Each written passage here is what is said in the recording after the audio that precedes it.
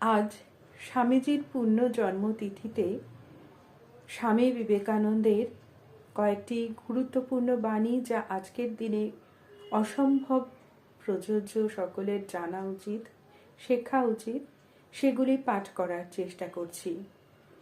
আদর্শ নেতা কিভাবে হওয়া যায়? কর্তাত্ব সকলেই করতে পারে, দাস হওয়া বড় শক্ত। অত্যাচার ও দাসত্ব একই জিনিসের এপিঠ ওপিঠ, দুই এক কথা। স্বাধীনতাই উন্নতির একমাত্র উপায়। স্বাধীনতা কেড়ে নাও, ফল অবনতি। নেতা হতে যেও না, সকলের সেবা করো। নেতৃত্বের এই পাশব প্রবৃত্তি জীবন সমুদ্রে অনেক বড় বড় জাহাজ ডুবিয়েছে। এই ধরনের বাণীগুলি আমাদের জীবনে ভীষণভাবে প্রয়োজন। দুটি জিনিস থেকে সাবধান থাকবে: ক্ষমতা প্রিয়তা ও ঈর্ষা। সর্বদা আত্মবিশ্বাসে বলীয়ান হও। ভারতবর্ষে 3 জন লোক 5 মিনিট সংঘবদ্ধ হয়ে কাজ করতে পারে না। প্রত্যেকেই ক্ষমতা কুক্ষিগত করার জন্য উঠে পড়ে লাগে, ফলে সমগ্র প্রতিষ্ঠানটি দুরবস্থায় পতিত হয়। হায় ভগবান, কবে আমরা হিংসা না করার শিক্ষা লাভ করব?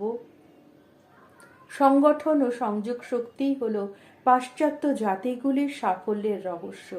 একমাত্র পরস্পরের প্রতি বিশ্বাস, সহযোগিতা ও সহায়তার মনোভাব থেকেই এই সফলতা আসে। জেনারেল স্ট্রং নামে এক ইংরেজ সিপাহীদের হাঙ্গামার সময় দেশে ছিলেন এদেশে। তিনি গদর পার্টির সাথে অনেক গল্প করতেন। একদিন কথায় কথায় জিজ্ঞাসা করা গেল, সিপাহীদের এত তো বারুদ রসদ হাতে ছিল, আবার তারা সুশিক্ষিত ও বহুদর্শী, তবু তারা হেরে গেল কেন? জবাব দিলেন তিনি, তাদের মধ্যে যারা নেতা হয়েছিল সেগুলো অনেকেই পিছন থেকে মারো বাহাদুর, লড়ো বাহাদুর বলে চেঁচাচ্ছিল।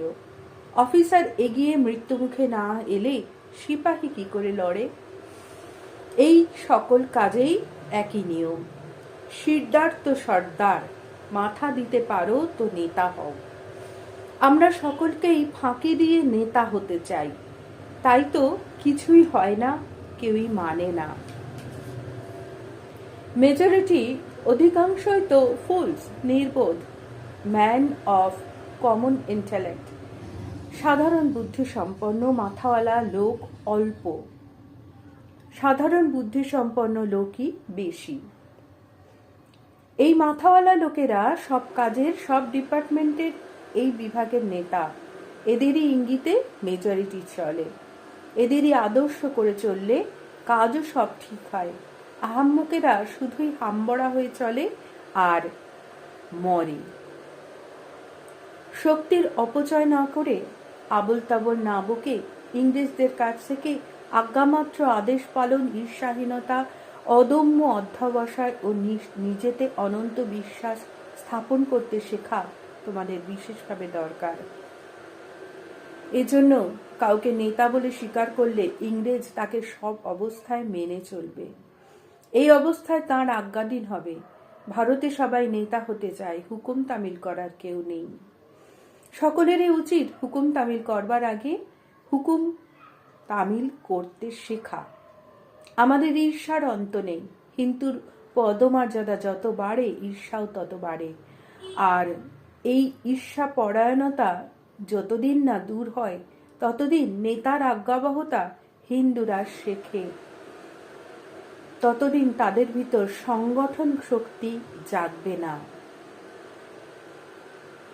এর ফলে এখনকার মতো অপদার্থ ও বিশৃঙ্খল জনগোষ্ঠী হয়েই আমাদের থাকতে হবে, যারা কিছু না করে শুধু আশা করতেই জানে।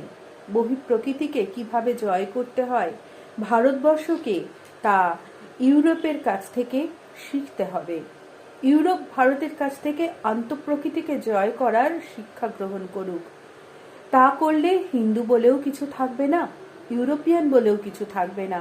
বহি ও অন্ত উভয় প্রকৃতিজয়ী এক আদর্শ মানব সমাজ গঠিত হবে। আমরা মানব সভ্যতার একটি দিকের বিকাশ করেছি, পাশ্চাত্য দেশগুলি আরেকটি। বিকাশের এই দুটি ধারায় সমন্বয় প্রয়োজন।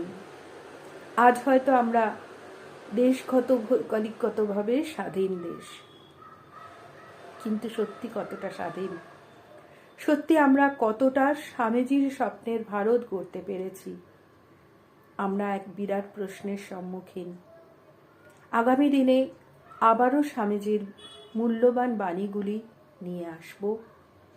আজ তার শ্রীচরণে সশ্রদ্ধ প্রণাম জানিয়ে বিদায়। জয় স্বামীজি, জয় ঠাকুর, জয় মা।